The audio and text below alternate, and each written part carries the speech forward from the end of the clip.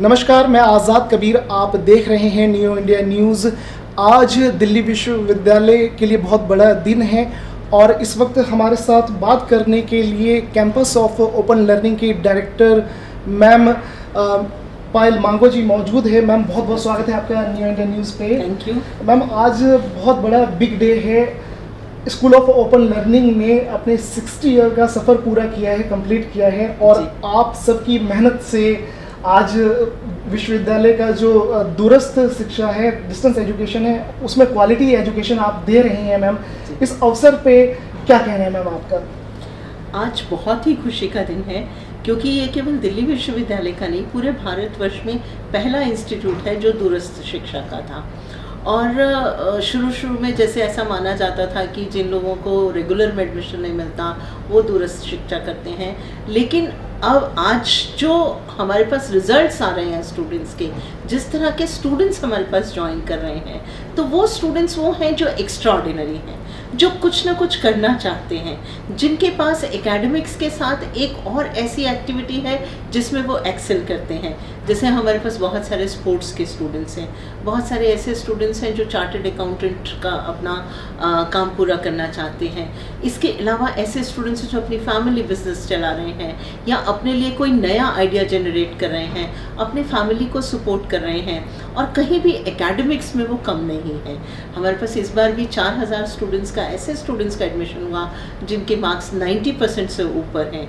तो यही सबसे खुशी की बात है कि हमारे पास जो एक कंसेप्ट था वो चेंज होता जा रहा है, और आज के सिनेरियो में जो हम कोरोना काल में इस तरह से रहे, तो ऐसा लगता है कि शायद डिस्टेंस एजुकेशन या डिजिटल प्लेटफॉर्म अगर हमें मिलता है तो हम एजुकेशन को ज़्यादा लोगों तक लेके जा सकते हैं।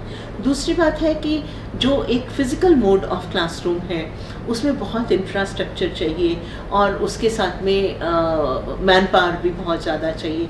यहाँ कम मैन पावर में, कम इंफ्रास्ट्रक्चर को हायर करके हम हायर एजुकेशन को अलग अलग जगहों तक, इवन गाँव तक, दूरस्थ जहाँ से स्टूडेंट्स आ नहीं सकते वहाँ तक पहुँचा सकते हैं। और इसके अलावा हम ग्लोबली भी जा सकते हैं। अगर हम ग्लोबल उसके ऊपर जाना चाहें और बाहर के लोग हमारे साथ जुड़ना चाहें विदेशों के, और दिल्ली विश्वविद्यालय से एजुकेशन लेना चाहें, तो वो भी दिल्ली विश्वविद्यालय के कैंपस ऑफ ओपन लर्निंग के माध्यम से संभव हो पाएगा। डेफिनेटली मैम, बिल्कुल बहुत बड़ी बात आपने बताई कि एक जो फिज़िकल जो मोड जो होती है क्लास रूम में लेक्चर देना और फिर स्टूडेंट्स क्लासरूम में आते हैं, लेकिन एक जो आप डायरेक्टर हैं कैंपस ऑफ ओपन लर्निंग की, बहुत बड़ी रिस्पॉन्सिबिलिटी, जिम्मेदारी, सब कुछ मैनेज करना होता है। एक जो हमारा जो भारत के जो छात्र हैं अलग अलग राज्य से डीयू में एडमिशन लेते हैं, और ख़ासकर जो वो तबका है छात्रों का जो जॉब करता है, बहुत बड़ी संख्या है, लाखों में एनरोलमेंट आपके यहाँ होते हैं मैम। तो उसी सवाल पे हम आ रहे हैं जो कि अभी आपने बात करी है। इग्नू भी है और उन्होंने बाकायदा अपना पूरा एक सेटअप बना रखा है, एक स्टूडियो है उनका और एक ज्ञानवाणी चैनल भी है 24/7 उनका। तो अभी आपने बहुत अच्छी बात बताई कि हम किस तरह से भारत में जो स्टूडेंट्स अलग अलग राज्य में हैं उनसे हम कनेक्ट हो सकते हैं डिजिटली, सोशल मीडिया के माध्यम से।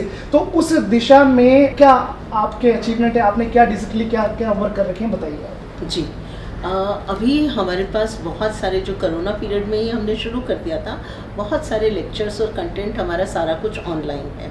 लेकिन फ्यूचर में हमारे पास एक बहुत अच्छा स्टूडियो बना ही हुआ है ऑलरेडी, और एक और स्टूडियो जिससे हम कभी पैन अफ्रीकन कंट्रीज़ में एजुकेशन टेलीकास्ट करते थे, और वो बाद में बंद हुआ। उसमें पैन अफ्रीकन कंट्रीज़ के साथ जो हमारा MOU था वो ख़त्म हो गया। वो स्टूडियो भी हमारा बिल्कुल एक लेटेस्ट स्टूडियो की तरह बन रहा है। और दूसरा जो हमारा कंटेंट है, कंटेंट NEP के हिसाब से बनेगा, और जिस तरह से NEP में डिफरेंट सिलेबस आएगा उस हिसाब से NEP का कंटेंट बनेगा। तो वो जो कंटेंट डेवलपमेंट है उसको हम डिजिटल तो करेंगे ही करेंगे, क्योंकि मैं चाहती हूँ कि किसी भी तरह से जो हम प्रिंटेड कंटेंट स्टूडेंट को देते हैं वो उसके लिए बहुत बोरिंग भी होता है और कई बार बहुत यूज़फुल नहीं होता। तो उसके पोर्टल के ऊपर उसको एक प्लेटफॉर्म मिले कि जब भी वो अपना लेक्चर अटेंड करना चाहे, चाहे वो उसको पढ़ना चाहे तो उसको पढ़ने के लिए वो अवेलेबल हो, उसको वो चलते चलते अपना काम करते हुए कहीं मेट्रो में बैठा हुआ, कहीं किसी अपने बिजनेस में बैठा हुआ सुनना चाहे तो उसको वो पॉडकास्ट की तरह सुन सके। इसके अलावा उसको वीडियो लेक्चर्स मिले, उसको लाइव इंटरेक्शन मिले। तो इन सब चीज़ों के ऊपर हमारा काम चल रहा है और उसके बाद जो असेसमेंट है वो भी उसी पोर्टल के थ्रू उसको मिलेगा। तो ये इन सब चीज़ों पे काम चल रहा है और मुझे लगता है कि अगले 6 महीनों में हमारे स्टूडेंट्स के लिए ये सब उपलब्ध हो जाएगा। अच्छा, ये आपने बताया कि इन सारी चीज़ों पे वर्क चल रहा है और उसमें जो भी क्रिएटिविटी है, जो भी, क्योंकि बुक्स जो है वो काफ़ी हद तक है ना बोरिंग कर देती है और हमारी बहुत सारी मूवीज़ में भी आ गई है कि अब आगे जो आने वाला जो टाइम रहेगा वो हम है ना सब कुछ ऑनलाइन पढ़ाई करेंगे। और अब इसमें हमारे पर कैंपस पे बड़ी जिम्मेदारी आ जाती है कि जो कंटेंट की क्वालिटी है, क्वालिटी एजुकेशन है, कंटेंट को बनाना एक डॉक्यूमेंट्री मूवी की तरह या एक अच्छे चलचित्र का यूज़ करके, यहाँ पे मैम बहुत बड़ी आपके ऊपर जिम्मेदारी आ जाती है। तो क्रिएटिव टीम वो सारी चीज़ें प्लानिंग कर रखी है आप सबने? हमने सारी को प्लानिंग कर रखी है। अभी हमारे पास जैसे वीडियो एडिटर, फोटोग्राफर्स ये सब हैं और अभी बहुत ही जल्दी अगले हफ्ते में हमारे पास ग्राफिक डिज़ाइनर और वीडियो एडिटर और भी आ जाएंगे। अगर हमारे को ऐसा लगा कि हमें और मैन पावर की ज़रूरत है तो हम ग्राफिक डिज़ाइनिंग में और एडिटिंग में बहुत और कंटेंट डेवलपमेंट में बहुत सारे कोर्सेज शॉर्ट टर्म करते हैं। वहाँ से हम इंटर्न्स को भी यूज़ करेंगे एडिटिंग के लिए, ग्राफिक डिज़ाइनिंग के लिए और एनिमेशंस के लिए, क्योंकि हमारे अपने ही स्टूडेंट्स हैं जो अपनी पढ़ाई के साथ साथ हमारे साथ ही मिलके और इस तरह के छोटे छोटे 3 महीने के, 6 महीने के, 8 महीने के कोर्सेज करते हैं।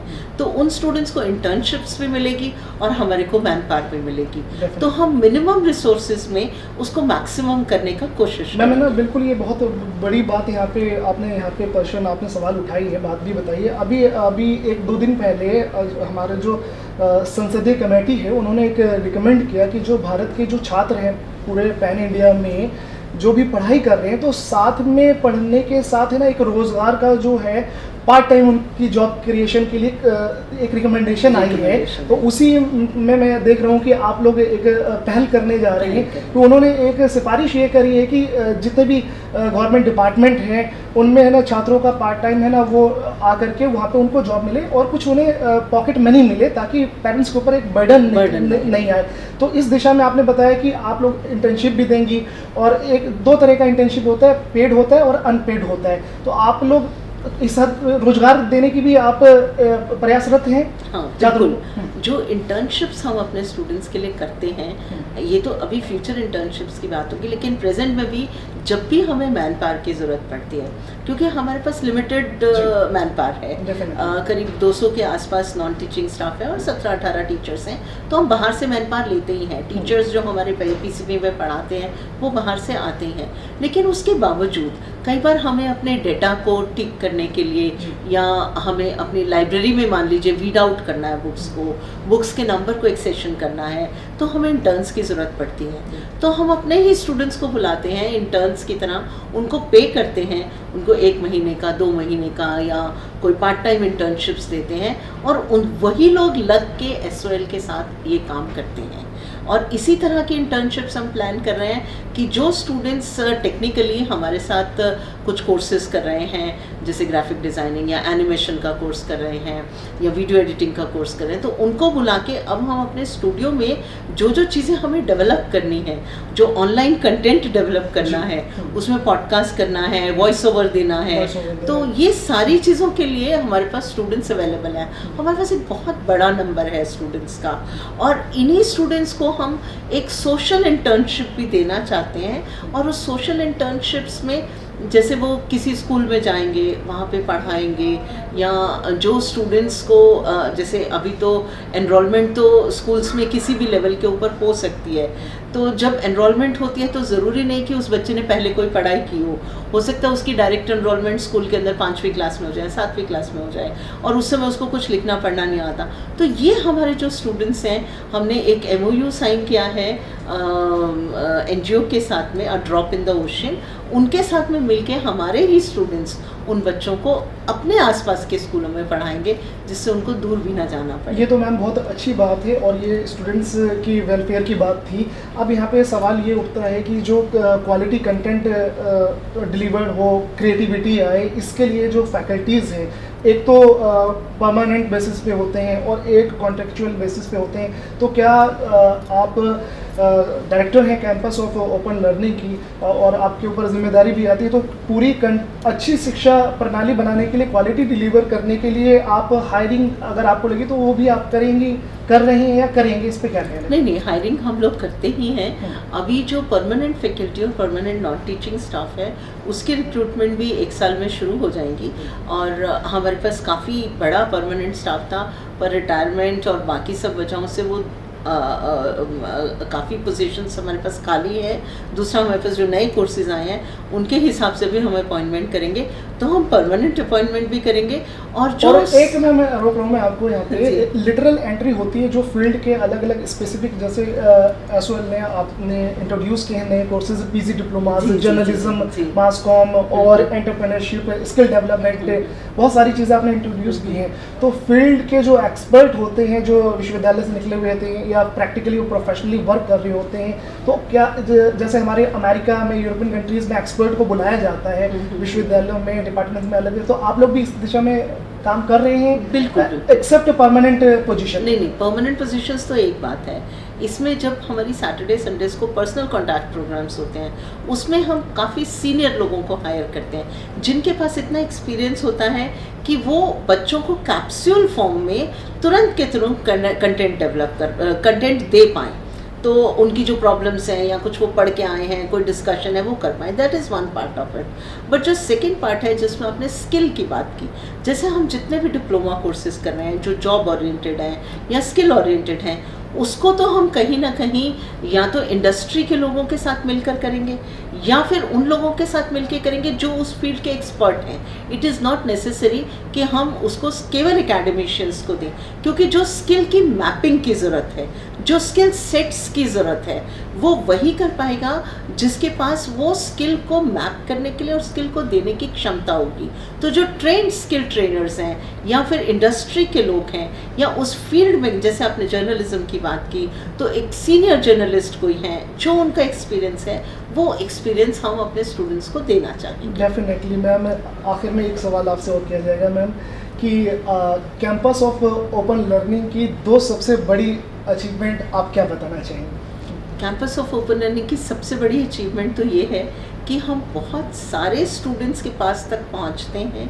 जिन स्टूडेंट्स को पढ़ना होता है उनके पास तक पहुंचते हैं, और वो स्टूडेंट जो रेगुलर मोड में जा ही नहीं सकता, तो उसके पास तक हम पहुंचते हैं। तो एक बड़ा काम हम कर रहे हैं। अगर रेगुलर मोड में दिल्ली विश्वविद्यालय में 1.5 लाख स्टूडेंट हैं, तो हमारे पास 3.5 से 5 लाख स्टूडेंट्स जो कैंपस ऑफ ओपन लर्निंग में एनरोल्ड स्टूडेंट्स हैं। इसके अलावा जो सबसे बड़ी उपलब्धि है कि वो जो हम क्वालिटी लगातार मेंटेन करते रहे।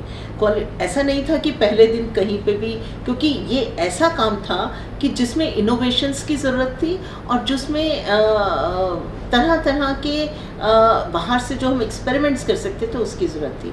तो आज हम उस स्टेज पे पहुंच गए हैं कि जो हम सेल्फ लर्निंग कंटेंट डेवलप करते हैं और जो हम छात्र शिक्षक संवाद रखते हैं और जितनी PCP क्लासेस हम अटेंड करते हैं, उसके साथ में वो हमारा स्टूडेंट दिल्ली यूनिवर्सिटी के रेगुलर स्टूडेंट्स के साथ compete करते हुए, बहुत बार ऐसा है, इस बार भी हमारे पास एक दिल्ली यूनिवर्सिटी की टॉपर स्टूडेंट थी, तो वो एक और अचीवमेंट है कि हम एकेडमिकली उस स्टूडेंट को बहुत अच्छा कंटेंट दे सकते हैं। जो एक नई चीज़ आएगी अब, वो है जॉब रेडी कोर्सेज। तो हर स्टूडेंट हमारा अपनी एकेडमिक्स के साथ में जॉब रेडी कोर्सेज कर पाएगा। और जो एक और अचीवमेंट बहुत बड़ी, जो आपको अगले 2 से 3 साल में बहुत बड़ी अचीवमेंट नज़र आ जाएगी, जो रेगुलर के स्टूडेंट्स हैं, अभी उनको अलाउ कर दिया गया कि वो ड्यूअल डिग्री कर सकते हैं, 2 सब्जेक्ट्स में डिग्री कर सकते हैं। तो दूसरी डिग्री उनकी SOL के माध्यम से होगी। तो जो हमारे पास रेगुलर स्टूडेंट भी है, वो अगर कोई और डिग्री अपने साथ में करना चाहेगा, तो वो डिग्री कॉरेस्पॉन्डेंस के माध्यम से करके वो एक ही साथ 2 डिग्रीज कर सकता है। तो ये 2 फ्यूचर की अचीवमेंट्स और 2 जो हमारी हमारी अचीवमेंट्स अभी चल रही हैं वो मैंने आपको बताई। दो सबसे बड़ी चुनौती कैंपस ऑफ ओपन लर्निंग के लिए, एसओएल के लिए आप क्या देखती हैं? जो अभी हम चुनौतियों को फेस कर रहे हैं वो एक तो सबसे पहले लोगों का माइंडसेट चेंज होना चाहिए, जो कि अभी काफ़ी कुछ कोरोना पीरियड ने चेंज कर दिया है। वो हमारे लिए बहुत बड़ी चुनौती थी। हमारे स्टूडेंट्स अपने आप को कहीं ना कहीं अंडरमाइन कर रहे थे, लेकिन उसमें से कुछ बहुत अच्छे स्टूडेंट्स थे जिन्होंने कहा कि नहीं, हमने इंटेंशनली इसी को ज्वाइन किया है। जो दूसरी चुनौती है, जो अब हमें स्टूडेंट का समग्र विकास करना होता है, तो उसके लिए हर समय स्टूडेंट हमारे पास नहीं होता, तो वो चुनौती है, उसको हम किस प्रकार इम्प्लीमेंट कर सकते हैं, एक वो चुनौती हमारे पास है। और अगर मैं इंफ्रास्ट्रक्चर की बात करूं तो डेफिनेटली हमारे पास जो मैन पावर है वो कंपैरेटिवली बहुत कम है। जहाँ यूनिवर्सिटी में 1.5 लाख स्टूडेंट्स को पढ़ाने के लिए 10,000 टीचर होते हैं, वहाँ हमारे पास 5 लाख स्टूडेंट्स के लिए मैक्सिमम 100 टीचर्स होते हैं जो उनका कंटेंट वगैरह डेवलप करते हैं। ये तो बहुत बड़ी चुनौती हुई मैम। ये तो फिर क्वालिटी एजुकेशन पे तो दिक्कत आ जाएगी। नहीं, इसमें क्या है कि जो पर्सनल कंटेंट प्रोग्राम है, इंफ्रास्ट्रक्चर के लिए भी फंड इशू होने चाहिए और हायरिंग भी टीचिंग और नॉन टीचिंग स्टाफ की होनी चाहिए। नहीं, वो दोनों चीज़ें हो रही हैं, क्योंकि हायरिंग तो हम टीचिंग नॉन टीचिंग स्टाफ की परमानेंट बेसिस पे जो है वो हम कर रहे हैं। संख्या जो है छात्रों की वो बहुत ज़्यादा है, में ज़्यादा है। हाँ, हायरिंग कर रहे हैं नॉन टीचिंग और टीचिंग स्टाफ की। इसके साथ साथ जो हमारा कॉन्टैक्ट प्रोग्राम रहता है वो बहुत इम्पॉर्टेंट है, क्योंकि कोई भी स्टूडेंट 5 महीने के लिए, 6 महीने के लिए या पूरे साल में 7 महीने के लिए उस कॉन्टैक्ट प्रोग्राम में आता है। उस कॉन्टैक्ट प्रोग्राम के टीचर्स जो हम हायर करते हैं वो बहुत इम्पॉर्टेंट है, क्योंकि टीचर ने अगर उसको करीब 36 घंटे या 40 घंटे का कैप्सूल प्रोग्राम देना है, तो वो टीचर इतना एक्सपीरियंस्ड होना चाहिए, इतना अच्छा होना चाहिए कि वो उस कैप्सूल प्रोग्राम में ही स्टूडेंट की एकेडमिक डेवलपमेंट भी और उसकी ऑलराउंड डेवलपमेंट भी, उसकी मेंटरिंग भी कर पाए। तो ऐसे टीचर्स हमारे पास दिल्ली विश्वविद्यालय में हैं जो हमारे साथ काम करते हैं, और उन टीचर्स के ही माध्यम से हम अपने स्टूडेंट्स को आगे लेके जा सकते हैं। बिल्कुल, आपने सही कही यहाँ पे। लेकिन एक चीज़ मैम आपने बताया कि संख्या जो है एसओएल में छात्रों की 5 लाख और प्लस है, तो और लेकिन जो टीचर्स हैं उनकी जो अवेलेबिलिटी है वो कम है मैम। नहीं, ऐसा नहीं। अच्छा, ऐसा नहीं है। 2 चीज़ें हैं, तो जो किस तरह से जो हमारे पास परमानेंट टीचर्स हैं वो उनकी अवेलेबिलिटी थोड़ी कम है, लेकिन वो भी हम कोशिश करके करेंगे। लेकिन जो हमारे स्टूडेंट्स एक्चुअली जब टीचर की क्लास में जाते हैं तो हमारे पास कॉन्ट्रैक्चुअल बेसिस के जो टीचर्स हैं उनकी संख्या है। हाँ, उनकी बहुत बड़ी संख्या है। दिक्कत वाली बात नहीं, वो दिक्कत वाली बात इसलिए नहीं है क्योंकि हमारे पास जो स्पेस की भी प्रॉब्लम है, वो 50 कॉलेजेस हमारे साथ एमओयू करते हैं दिल्ली विश्वविद्यालय की, और सैटरडे और संडे को उनकी पूरी स्पेस हमें मिलती है, यूटिलाइज करने का मौका मिलता है। पूरा स्पेस मिलती है, वहाँ पे टीचर्स अवेलेबल होते हैं और वहाँ पे स्टाफ अवेलेबल होता है, उन स्टूडेंट्स की क्लासेस होती हैं, तो उन क्लासेस के माध्यम से जो उनको एक 36 या 37 घंटे का किसी भी एक सब्जेक्ट में प्रोग्राम मिलता है, तो उसकी वजह से जो उनका कैप्सूल प्रोग्राम और सेल्फ स्टडी मोड में है, अब वो उसकी वजह से हमारे स्टूडेंट्स बहुत अच्छा भी करते हैं, क्योंकि उनको बाकी चीज़ें करने का समय बहुत अच्छा मिलता है। मैम, एक छात्रों से जुड़ा हुआ एक सवाल हमें, क्योंकि कमेंट्स में हमें मैसेजेस पे, व्हाट्सएप पे, कॉल पे ना अपने इश्यूज शेयर कहते हैं कि सर आप हम जो भी कैंपस ऑफ ओपन लर्निंग के डायरेक्टर हैं या एसओएल के प्रिंसिपल है, आप उनसे पूछिएगा कि हमारी जो क्वालिटी एजुकेशन है इस बार, अब ये मैम कोविड भी रहा है, उसको भी हम नज़रअंदाज नहीं कर सकते, तो छात्र बहुत परेशान रहे। बहुत से छात्रों ने बोला कि हमें बुकें नहीं, प्रिंटेड बुक्स नहीं मिल पाई, और हमारी ऑनलाइन क्लासेस जो हैं वो उसमें दिक्कत आई, मतलब जो लेक्चर जो हैं वो क्वालिटी एजुकेशन पे थोड़ा सवाल उठाया उन्होंने। और फिर अभी ओपन बुक एग्ज़ाम के लिए भी स्टूडेंट्स बहुत परेशान थे, क्योंकि अलग अलग राज्य से स्टूडेंट्स आते हैं और मैक्सिमम इसमें जॉब वाले होते हैं, तो इन सब चीज़ों को मैनेज करना और बच्चों का हित यहाँ पे जो है, बच्चों की अल्टीमेटली जो शिक्षा की क्वालिटी शिक्षा उनको मिले और उनकी जो सारी समस्या है वो समाधान हो, और आप सब कर भी रहे हैं, और लेकिन हम उसको अच्छा कैसे कर सकते हैं मैम? मैं आपको बताती हूँ, हमने एक ब्लूप्रिंट तैयार किया है। अभी मैं ये मानती हूँ कि स्टूडेंट्स को आना पड़ता है यहाँ पे प्रिंटेड मटेरियल लेने के लिए। अब वो प्रिंटेड मटेरियल लेने आता है, 5 लाख स्टूडेंट्स हैं, वो जब भी खड़े होते हैं उसमें से 3000 भी रोज आ जाते हैं, तो 3000 भी स्टूडेंट्स ऐसे लगता है कि पूरी यूनिवर्सिटी में बहुत बड़ी भीड़ हो गई। जो हमारा ब्लूप्रिंट है, हम धीरे धीरे करके ये प्रिंटेड मटेरियल को बंद करना चाहते हैं। अच्छा, क्योंकि आज ये बहुत निर्णय माध्यम है ये आपने? नहीं, निर्णय नहीं है, धीरे धीरे करके करेंगे। उसको- लेकिन किसी व्यक्ति को प्रिंटेड मटेरियल चाहिए ही होगा किसी स्टूडेंट को, जी। तो उसको हम ज़रूर प्रोवाइड करेंगे। हम जिसे उससे चाहिए। ऑप्शन लेंगे, हम उससे ऑप्शन लेंगे। आपको प्रिंटेड मटेरियल चाहिए तो आपको प्रिंटेड मटेरियल मिलेगा। जो प्रिंटेड मटेरियल नहीं लेगा उसको हम एक ऐप की अवेलेबिलिटी देंगे। जैसे ही वो ऐप को डाउनलोड करता है और रजिस्टर करता है तो उसको पूरा प्रोग्राम खुल जाता है। उसमें उसके कंटेंट भी है, जो प्रिंटेड मटेरियल का कंटेंट है वो भी है। अगर उस प्रिंटेड मटेरियल को वो पॉडकास्ट करता है तो उसको सुन सकता है। उसके साथ ही उसको वीडियो लेक्चर्स मिलते हैं। जैसे ही वो अपना वीडियो लेक्चर ख़त्म करता है तो उसको एकदम से उसके सेल्फ असेसमेंट के क्वेश्चंस आ जाते हैं, फिर वो दूसरे कंटेंट के ऊपर जाता है। तो जैसे जैसे वो करता जाएगा उसकी इंटरनल असेसमेंट भी होती जाएगी। तो उसके लिए जैसे ही वो ऐप खोलेगा उसको पूरे 6 महीने का अपने एक सेमेस्टर का एक प्लान मिल जाएगा कि ये एक हफ्ते में तुमको ये करना है, एक हफ्ते। और उसके बीच में जो रेगुलर ऑनलाइन क्लासेस हैं वो भी हम उसको देंगे। अगर वो पीसीपी पर्सनल कॉन्टैक्ट मोड में करना चाहता है वो भी देंगे। तो उसको जो इंटरेक्शन है सैटरडे संडे में टीचर के साथ में वो भी मिलेगा। तो इस तरह का हम एक ऐप डेवलप करना चाहते हैं और उसका प्रोसेस हमने शुरू कर दिया है कि जिसमें देखिए बहुत सारे हर बार मटेरियल को छापना और इतने पेड़ों की कटाई होती है, एनवायरमेंटली भी फ्रेंडली नहीं है। बिल्कुल सही बात है, पेपर प्रिंटिंग में दिक्कत है। यहाँ पे मैम ये चीज़ कैंपस ऑफ ओपन लर्निंग का जो आपका ये कदम है एक सराहनीय कदम भी है मैम। और अब बुक से हम ट्रांसफॉर्म हो रहे डिजिटली होना, या डिजिटल टाइम आ चुका है और मोबाइल्स हैं, तमाम सोशल मीडिया प्लेटफॉर्म्स हैं और बड़ी बड़ी यूनिवर्सिटीज़ चाहे अमेरिकन यूनिवर्सिटीज़ या यूरोपियन हो वो उसको फॉलो कर रही हैं। और यहाँ पे अब जो सबसे बड़ी जो सवाल यहाँ पे जो आता है क्वालिटी एजुकेशन में कि आपको पीडीएफ फाइल भी मिल जाएगी, ऐप में आप पॉडकास्ट भी आप सुन लेंगे, लेकिन जो टीचर को सामने जो स्टूडेंट्स देखता है, जब टीचर मैम है ना लेक्चर देता है तो वो है ना डायरेक्ट है ना, जब वो बात है ना एक स्टोरी की तरह, एक कहानी की तरह, एक मूवी की तरह जब वो बताते हैं तो दिमाग में जल्दी छप जाता है। और उसमें और हम क्रिएटिविटी अपने लेक्चर सीरीज़ में पूरा जो बुक्स है अलग अलग सब्जेक्ट पे टॉपिक पे उसको किस हद तक आप लोग है ना एक इंटरेक्टिव और बहुत ही ऑसम और दिल को छूने वाला, जैसे हम मूवी देखते हैं तो हम 3 घंटे की मूवी हमें ना 10 मिनट में 5 मिनट में हम बयान कर देते हैं। तो क्या उस तरफ भी आप लोग काम कर रहे हैं मैम? हाँ, बिल्कुल बिल्कुल।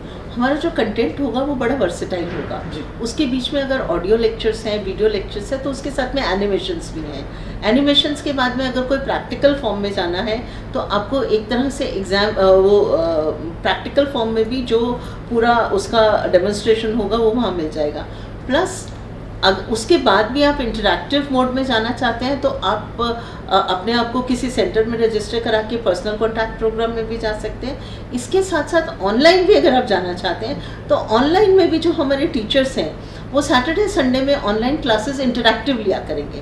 हमारे पास एक बहुत बड़ा प्लेटफॉर्म है जिसको गूगल मीट्स बोलते हैं। उसके करीब 20,000 स्टूडेंट एक साथ जुड़ जाते हैं। पर इतने स्टूडेंट्स को हम एक टीचर को नहीं देना चाहेंगे, लेकिन फिर भी 40, 50, 100, 200 तक स्टूडेंट्स अगर उसके साथ में जुड़ते हैं और उसको क्लासेस इंटरैक्टिव क्लासेस अपने घर में बैठे मिलती हैं, जो क्लास लेने के बाद में उसकी क्वेरीज हैं वो सॉल्व हो जाती हैं, तो वो भी एक उसकी पूरी कोशिश चल रही है, उसको हम करते भी। मतलब SOL पूरी तरीके से एडवांस हो रहा है, चाहे वो गूगल मीट पे जाना हो या जूम पे जाना हो या हमें लेक्चर को रिकॉर्ड करके यूट्यूब पे या फेसबुक पे, हर तरह से आप कोशिश कर रहे हैं मैम। ये तो बहुत सराहनीय। करीब 10,000 हमारे ऑनलाइन लेक्चर्स अभी हमारी वेबसाइट के ऊपर हैं अवेलेबल है। लेकिन है ना हमने न्यू इंडिया न्यूज़ ने थोड़ा सा एनालिसिस किया सोशल मीडिया आपका, तो यूट्यूब अभी आपका रेडी हुआ है, यूट्यूब पे कुछ भी कंटेंट नहीं है तो उस दिशा में, क्योंकि आज छात्र जो है फेसबुक यूट्यूब पे ज़्यादा जुड़ता है और उसमें उस कमेंट्स का भी मौका मिलता है, सारी चीज़ें उसमें रखने का। तो आप यूट्यूब पे और फेसबुक पे काम करेंगे आप? नहीं, ओपन सोर्स में काम करेंगे। यूट्यूब बहुत बड़ा माध्यम है स्टूडेंट्स तक पहुंचने का, लेकिन उसके बावजूद क्योंकि जैसे ही वो यूट्यूब और बाकी सब चीज़ें करता है तो ऐसे आपको कई चैनल्स SOL के नाम के मिलेंगे जो कि गलत इन्फॉर्मेशन भी प्रोवाइड कर रहे होंगे। हम चाहते हैं हमारे स्टूडेंट को ऑथेंटिक इन्फॉर्मेशन ऑफिशियल चैनल पे जाएं। ऑफिशियल चैनल पे जाएं, जो कि हमारा हाँ। ऑफिशियल चैनल पे जाने के बजाय इतने सारे चैनल्स खुल जाते हैं कि स्टूडेंट वहाँ जाना शुरू कर देता है। तो हम ये चाहते हैं कि हर स्टूडेंट के पास अपना एक पासवर्ड हो, उसके पास अपना ऐप डाउनलोड करने की स्वतंत्रता हो। जब वो डाउनलोड करता है ऐप तो उसको सारी की सारी इंफॉर्मेशन, लेक्चर्स, वीडियोस, सारे प्रोग्राम्स उसको वहाँ पे सारे मिल जाते हैं, सारे मिलेंगे। और अल्टीमेटली हम इसको लेके जाना चाहते हैं प्रॉक्टर्ड एग्जाम पे। जैसे आपने ऑनलाइन एग्जाम की बात की, तो अभी ऑनलाइन एग्जाम तो जो ओपन बुक एग्जाम हुआ वो स्टूडेंट्स के लिए हुआ जिस कोरोना पीरियड में, लेकिन अगर हम पहुंचना चाहते हैं बिल्कुल दूरस्थ क्षेत्रों में, हम ग्लोबली अगर पहुंचना चाहते हैं तो हमें प्रॉक्टर्ड एग्जाम की ज़रूरत है। तो प्रॉक्टर्ड एग्जाम के लिए भी हम काम कर रहे हैं। ये सारे मैम आपकी जो कोशिशें हैं ये सारे सराहनीय कदम हैं। और अंत में मैम, क्योंकि अब एग्ज़ाम भी आने वाले हैं और डायमंड जुबली SOL ने कंप्लीट कर लिए हैं और आपके लीडरशिप में, आपकी क़यादत में, आपके मार्गदर्शन में ये सारी चीज़ें हो रही हैं। भारत के छात्रों को और दिल्ली विश्वविद्यालय के तमाम छात्रों को, ऐसे SOL के छात्रों को आप क्या संदेश अंत में देना चाहेंगे मैम आप? मैं यही संदेश देना चाहूँगी कि जो आपको मटेरियल मिला है, जिस तरह से आपको सिलेबस मिला है, आप उसमें मेहनत से पढ़ाई करें, अपने अच्छे से एग्ज़ाम्स दें और साथ ही साथ जो इन्फॉर्मेशन SOL की तरफ से आपको आती है कि आप स्किल ओरिएंटेड कोर्सेज़ कर सकते हैं, आप जॉब ओरिएंटेड कोर्सेज़ कर सकते हैं, उसके साथ में भी जुड़े। और पूरे भारतवर्ष में मैं एक मैसेज देना चाहूँगी कि जब भी आप दिल्ली विश्वविद्यालय में एजुकेशन प्राप्त करने की कोशिश करते हैं और किसी कारणवश फिज़िकली यहाँ नहीं आ सकते, तो जब आप SOL के साथ जुड़ते हैं तो आपको वही सिलेबस पढ़ाया जाता है जो दिल्ली विश्वविद्यालय में पढ़ाया जाता है, वही पेपर दिया जाता है जो दिल्ली विश्वविद्यालय के रेगुलर कोर्सेज़ का पेपर होता है, और वही डिग्री दी जाती है जो दिल्ली विश्वविद्यालय के रेगुलर कोर्सेज़ की डिग्री होती है। तो कहीं भी आप उनसे कमतर नहीं होते। हाँ, ये एक थोड़ा छात्रों को है ना, ये एक टेंशन देती है कि हमारी जो हम डिस्टेंस से पढ़ रहे हैं, मुक्त शिक्षा, तो उसकी मार्केट में हम अगर जॉब के लिए जाए तो वैल्यू कम हमें आंका जाएगा। पत्राचार से पढ़ करके आए हो, कॉरेस्पॉन्डेंस से पढ़ करके आए हो, तो तुमने पढ़ाई नहीं करी है, ऐसा वैसा, और डिग्री तुम्हारी, इस तरह की बहुत सारी भ्रम रहती है जो कि है ना टेक्निकली ठीक नहीं है। कोई भ्रम की जरूरत नहीं है। उस पर आपका क्या कहना है छात्रों का मनोबल बढ़ाने के लिए? नहीं, इसमें कोई भी भ्रम की जरूरत नहीं है, क्योंकि कहीं भी आप कमतर हो ही नहीं सकते।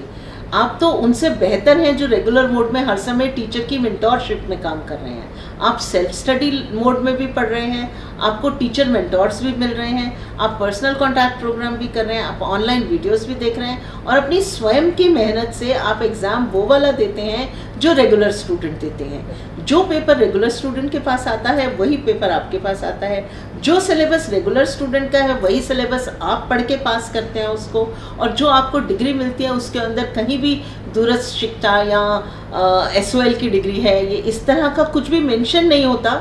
इसलिए मेंशन नहीं होता कि दोनों में कोई डिफरेंस ही नहीं है। अगर सिलेबस में डिफरेंस हो, अगर एग्जामिनेशन में डिफरेंस हो, तब तो डिफरेंस होना चाहिए, लेकिन जब सिलेबस में डिफरेंस नहीं है और एग्जामिनेशन में डिफरेंस नहीं है तो डिग्री में भी कोई डिफरेंस नहीं है। इसलिए आप बिल्कुल अपने मन को पक्का करके कहीं भी पढ़िए, रेगुलर में पढ़िए या दिल्ली विश्वविद्यालय के SOL में पढ़िए, आपको वही डिग्री मिलेगी और आपकी जो वैल्यू भी है वो वही रहेगी जो दिल्ली विश्वविद्यालय के किसी भी स्टूडेंट की होती है। बहुत बड़ी बात यहाँ पर निकल करके आई है छात्रों के लिए। पूरे भारत में जो स्टूडेंट्स हैं, SOL के स्टूडेंट्स हैं, डायरेक्टर मैम ने, कैंपस ऑफ ओपन लर्निंग की डायरेक्टर पायल मागो मैम ने, आप सब के लिए बस आप पढ़ने पे ध्यान लगाइए और सारी जो चिंताएं हैं, जो सारी समस्याएं हैं, उनके लिए समाधान करने के लिए मैम बैठी हुई हैं और आप सही से पढ़िए। मैम बहुत बहुत धन्यवाद आपका, आप न्यू इंडिया न्यूज़ से जुड़े, आपने छात्रों के लिए इतनी सारी आपने बातें, अच्छी अच्छी बातें बताई मैम। आपका thank you so much ma'am. Thank you so much.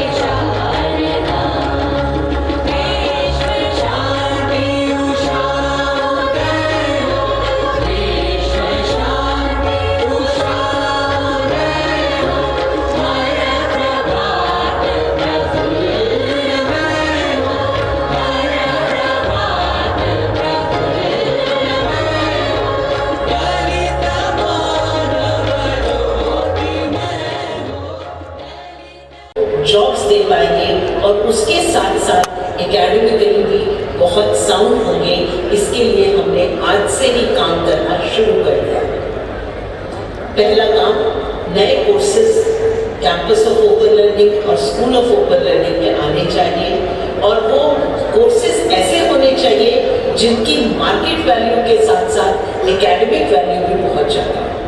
इसके लिए हमने बहुत सारे कोर्सेज प्लान किए हैं जिसमें BBA, MBA, इकोनॉमिक्स, मैथमेटिक्स ये मेन कोर्सेज हैं। इसके अलावा centre for innovative skill based job ready courses ये भी 60 साल में हम शुरू करने जा रहे हैं। एक छोटा सा विजन कह के अपनी बात खत्म करती हूँ। कोरोना पीरियड ने हमें सिखा दिया है कि डिजिटल एजुकेशन की, ऑनलाइन एजुकेशन की वैल्यू बहुत ज़्यादा है। इसलिए campus of open learning, school of open learning ये प्लेज करते हैं कि हम एक quality education online digital form में भी प्रोवाइड करने की पूरी कोशिश करेंगे और जिसके लिए हमने ऑलरेडी काम करना आरंभ कर दिया है। आपको फिर से सभी को campus of open learning, school of open learning के 60 साल पूरे होने पे बहुत बहुत बधाई।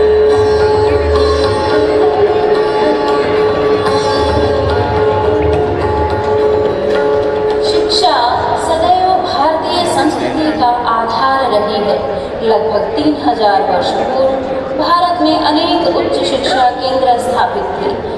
यत्र विश्वम भवति एक नीड़म की उद्वाहिका रही इस पावन धरती पर विश्व भर से ज्ञान पिपासु उच्च शिक्षा के लिए आते थे। वस्तुतः यह भारत का स्वर्णिम काल कहा जाता है, किंतु बाद में लगभग 1000 वर्षों तक भारत पर विदेशी आक्रांताओं का शासन रहा, जिन्होंने हमारे संसाधनों को तो लूटा ही, साथ ही भारत के शिक्षा केंद्रों को विनष्ट कर यहाँ की ज्ञान परंपरा पर भी गहरा कुठाराघात किया। परिणामतः विश्व गुरु कहलाने वाला भारत उस दौर में अत्यंत निम्न साक्षरता दर वाला देश बन गया। बात यदि 1947 की करें तो 19% से भी कम भारतीय तब शिक्षित थे। उच्च शिक्षा अभी भी अधिकांश भारतीयों की पहुंच से दूर थी। स्वतंत्रता के बाद डॉक्टर राधाकृष्णन की अध्यक्षता में गठित आयोग ने उक्त विषय में बहुमूल्य सुझाव प्रस्तुत किए। साथ ही ऐसे विद्यार्थी जो उच्च शिक्षा हेतु प्रवेश नहीं ले पाते या नियमित रूप से अध्ययन जारी रखने में असमर्थ थे, उनके लिए मुक्त शिक्षा विद्यालयों की भी प्रस्तावना की। परिणाम स्वरूप स्कूल ऑफ ओपन लर्निंग की स्थापना 1962 में भारत के प्रथम दूरस्थ शिक्षण संस्थान के रूप में हुई। 1968 में इस संस्थान को school of correspondence course and continuing education के रूप में अंकित किया गया। सन 2004 से इसे स्कूल ऑफ ओपन लर्निंग के नाम से जाना जाता है। लगभग 1000 छात्रों से प्रारंभ हुए इस स्कूल में आज लगभग 5 लाख विद्यार्थी हैं। छात्रों की बढ़ती संख्या व उनकी सुगमता को ध्यान में रखते हुए 1990 में दक्षिण दिल्ली के मोती बाग में और 2021 में पश्चिमी दिल्ली के केशवपुरम में क्षेत्रीय केंद्रों की स्थापना कर एसवेल ने अपनी सेवाओं में विस्तार किया। साथ ही पूर्वी दिल्ली के ताहिरपुर में क्षेत्रीय केंद्र के निर्माण की बहुप्रतीक्षित प्रक्रिया भी प्रारंभ की। ये सभी केंद्र निश्चित रूप से संस्थान के विकास का एक लंबा मार्ग तय करेंगे। कोविड महामारी में लॉकडाउन के दौरान एसवेल ने रातों रात ऑफलाइन व्यक्तिगत संपर्क कार्यक्रम मोड से ऑनलाइन वीडियो लेक्चर मोड में बदल गया। 10,000 से अधिक वीडियो लेक्चर ऑनलाइन रिकॉर्ड किए और पुनः संपादित कर एसवेल की वेबसाइट पर छात्रों को उपलब्ध कराए गए। इतना ही नहीं, एसवेल ने समय पर ओपन बुक परीक्षा और असाइनमेंट आधारित परीक्षा भी आयोजित की। 2020 तक एसवेल ने विद्यार्थियों को मुद्रित सामग्री प्रदान कर शिक्षा आपके द्वार की धारणा को चरितार्थ किया। 2020 से मार्च 2022 पर्यंत हमारी नई धारणा रही शिक्षा आपके सेल फोन पर। सरकार द्वारा जारी निर्देशों का पालन करते हुए आज़ादी के अमृत महोत्सव की शुरुआत सभी केंद्रों पर राष्ट्रगान सहित राष्ट्रीय ध्वज फहराकर की गई। इसके अतिरिक्त एसओएल ने शिक्षक छात्र संवाद और इंटरेक्टिव वॉइस रिकॉर्डिंग सिस्टम सेवा भी प्रारंभ की है, ताकि छात्रों की प्रत्येक समस्या का समाधान तत्काल हो सके। भारत के यशस्वी प्रधानमंत्री के संकल्प रोजगार देने वाले बने, रोजगार तलाशने वाले नहीं की दिशा में एसओएल ने एक एंटरप्रेन्योरशिप सेल की स्थापना की है, जो विद्यार्थियों को स्टार्टअप स्थापित करने का प्रशिक्षण प्रदान करता है। इसी क्रम में एसओएल के दिव्यांग छात्रों को रोजगार प्रदान करने के उद्देश्य से 2 बार जॉब फेयर का आयोजन किया गया। शिक्षा आपके द्वार से लेकर शिक्षा आपके सेल फोन पर का मूल मंत्र अपनाए हुए प्रोफेसर पायल मागो, निदेशिका campus of open learning, chairperson GBSOL, और professor Uma Shankar Pandey, principal SOL के गतिशील नेतृत्व में स्कूल ऑफ ओपन लर्निंग सभी को न्यूनतम लागत पर गुणवत्तापूर्ण शिक्षा प्रदान करने हेतु संकल्पित है। नमस्कार। दिल्ली विश्वविद्यालय का स्कूल ऑफ ओपन लर्निंग अपने स्वर्णिम 60 वर्ष पूरे कर रहा है। विश्वविद्यालय का यह इंस्टीट्यूट देश का प्रथम डिस्टेंस एजुकेशन का इंस्टीट्यूट है और अभी तक लाखों विद्यार्थियों ने यहाँ से शिक्षा ग्रहण की है। अगले आने वाले वर्षों में स्कूल ऑफ ओपन लर्निंग नए कीर्तिमान स्थापित करने वाला है। बहुत सारे नए कोर्सेज जो कि वोकेशनल, एंटरप्रेन्योरशिप से related, professional, job oriented, career related courses start करने वाला है और दिल्ली विश्वविद्यालय के मार्गदर्शन में बहुत ऊंचाई छूने जा रहा है। इसमें प्रधानमंत्री की जो सोच है उसके अनुसार GER, ग्रास इनरोलमेंट रेशियो को बढ़ाने के लिए सिर्फ डिस्टेंस एजुकेशन ही एक अहम रोल अदा कर सकता है। उस स्थिति में हम लोग ऑनलाइन एजुकेशन के थ्रू देश के कोने कोने तथा विदेशों तक अपनी शिक्षा को बहुत अच्छी तरीके से पहुंचा देते हैं। हम सभी को इस 60 वर्ष के कार्यक्रम पूरे होने पर बहुत बहुत शुभकामनाएं देते हैं। धन्यवाद।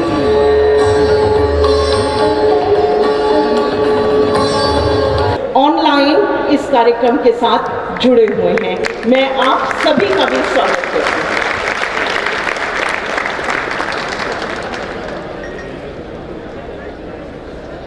एक मिथ है कि कुछ कारणों से कई बार रेगुलर में एडमिशन नहीं हो पाता तो हम एसओएल में या कॉरेस्पॉन्डेंस में एडमिशन ले लेते हैं। लेकिन सच्चाई इससे अलग है। सच्चाई क्या है कि रेगुलर एजुकेशन में कई बार कुछ विशेष कारणों से या कुछ विशेष परिस्थितियों की चलते किसी को स्पोर्ट्स में खेलना है, किसी को सीए करना है, किसी को अपना फैमिली का बिजनेस चलाना है, इसकी वजह से एसओएल उनके लिए एक गोल्डन अपॉर्चुनिटी सिद्ध होती है। आज भी स्कूल ऑफ ओपन लर्निंग में जो इस साल एडमिशन्स हुए हैं उसमें 4000 स्टूडेंट्स 90% से ज़्यादा मार्क्स लेकर उन्होंने एडमिशन लिया। दिल्ली के अंदर जो 80% चार्टर्ड अकाउंटेंट हैं वो कहीं ना कहीं एसओएल से ही जुड़े हुए हैं।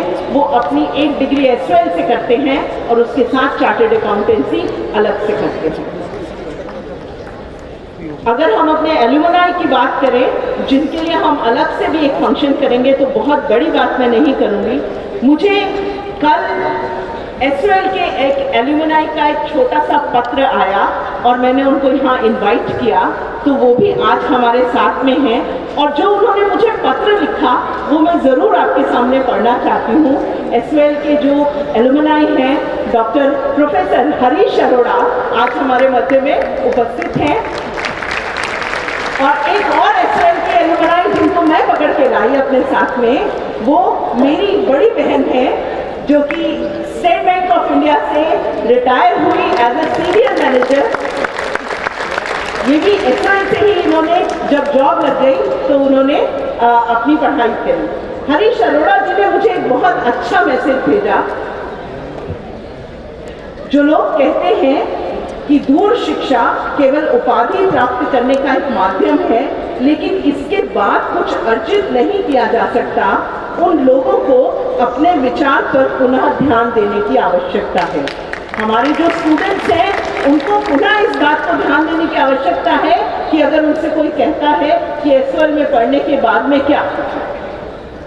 हरीश जी आगे लिखते हैं, जब मैं विश्वविद्यालय अनुदान आयोग में सेवारत था तब मैंने दिल्ली विश्वविद्यालय के school of correspondence courses and continuing education से MA हिंदी उपाधि प्राप्त की। उसके पश्चात दिल्ली विश्वविद्यालय से MPhil और PhD की उपाधियां प्राप्त की। विगत 20 वर्षों से अधिक समय से दिल्ली विश्वविद्यालय के PGDAV कॉलेज में मैं अध्यापन कर रहा हूँ।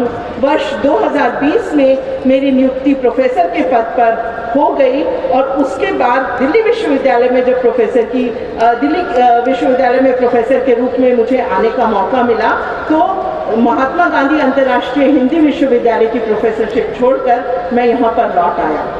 उपाधियाँ कहाँ से ली गई इसका महत्व नहीं है, ये हरीश जी ने लिखा है। उपाधियाँ कहाँ से ली गई इसका महत्व नहीं है, बल्कि शिक्षा लेने वाले ने शिक्षा किस प्रकार से ली और शेष समय का सदुपयोग कैसे किया, यह महत्वपूर्ण है। यहाँ पर मैं एक बात कहना चाहूँगी, सफलता कहाँ पैदा होती है? सफलता कहाँ पैदा होती है उसे तो मेहनत से गढ़ना पड़ता है। सफलता कहाँ पैदा होती है उसे तो मेहनत से गढ़ना पड़ता है। सिकंदर वहीं रचे जाते हैं जहां लड़ना पड़ता है।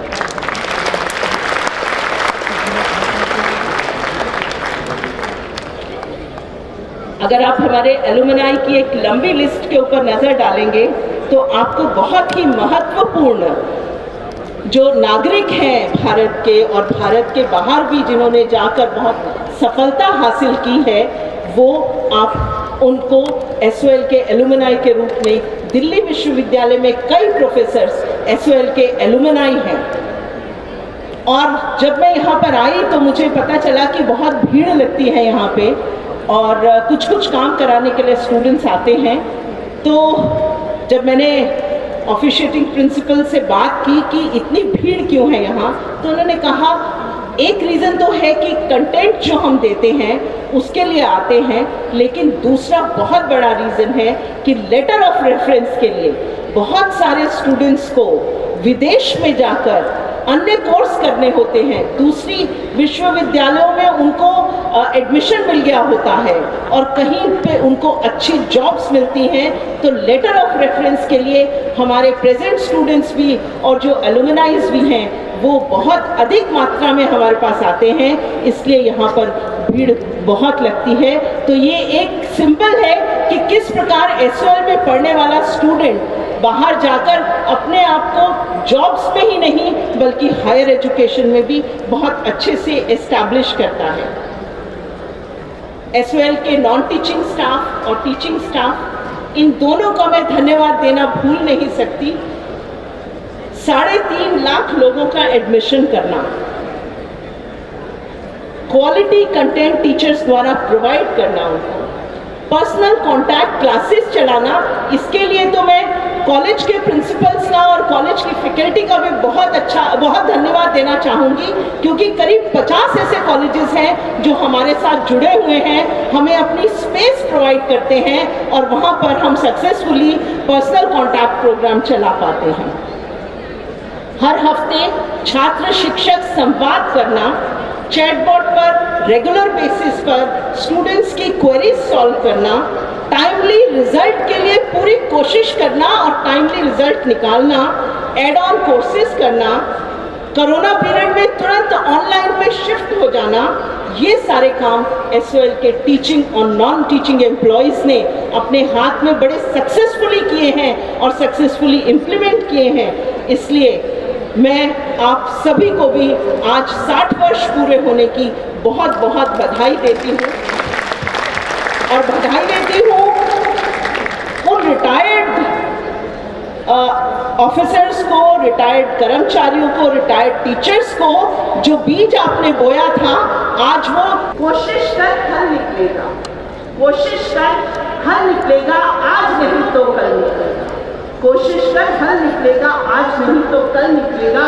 अर्जुन के 3 शासक मरुस्थल से भी जल निकलेगा। ताकत जुटा, हिम्मत को आग दे, फौलाद जैसा बल निकलेगा। कोशिशें जारी रख, कोशिशें जारी रख, कुछ कर गुजरने की। जो आज है थमा थमा, जो आज है थमा थमा, वो कल चल निकलेगा।